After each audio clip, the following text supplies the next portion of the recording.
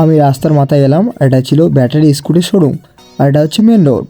এখন আমি পাশের পাড়ায় যাব চাঁদা তুলতে সরস্বতী পুজোর। আজকে দ্বিতীয় দিন ছিল, আর এটা হচ্ছে প্রথম বাড়ি। দেখতেই পাচ্ছ এখানে আমি লিখছিলাম, এখানে একটা আন্টির নামে বিল লিখে দিলাম।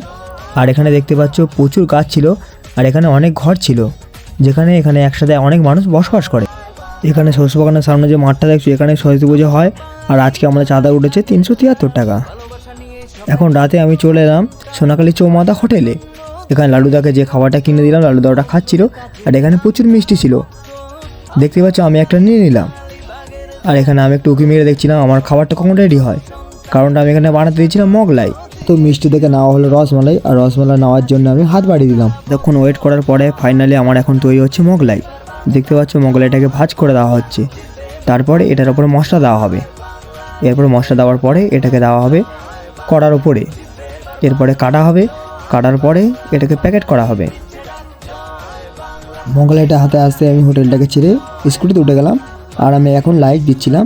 এখন আমি যাবো বাড়ির দিকে। টাটা।